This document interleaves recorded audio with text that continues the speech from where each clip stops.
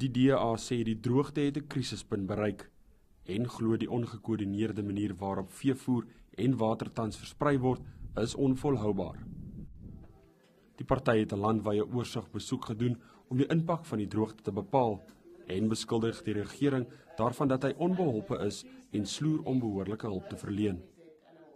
Die nasionale rampwet sê dat as daar meer as een provinsie as 'n rampgebied verklaar is, dan is dit 'n ramp, 'n nasionale ramp. So die wet sê so. Ek weet nie of daar enige ander redes is hoekom dit nie gedoen word nie. My persoonlike rede en die DA se rede is wat ons dink is dat daar is nie genoeg befondsing in die begroting gelos om op te tree as die ramp verklaar is nie. Want as dit nou 'n ramp verklaar is, moet daar iets volg, iets moet gebeur.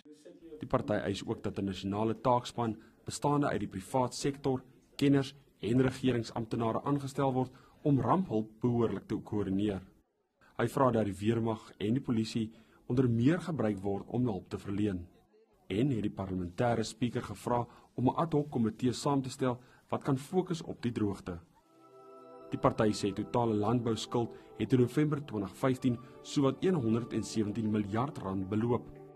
En boere wat nie oorbruggingsfinansiering kan bekom nie, gaan waarskynlik vou.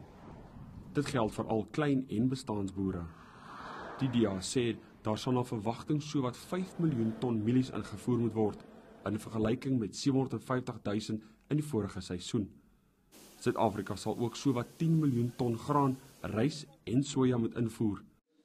Dit gaan ekstra druk op hawe en vervoerinfrastruktuur plaas en die prys van kos opjaag. Anthony van der Merwe, Kaapstad.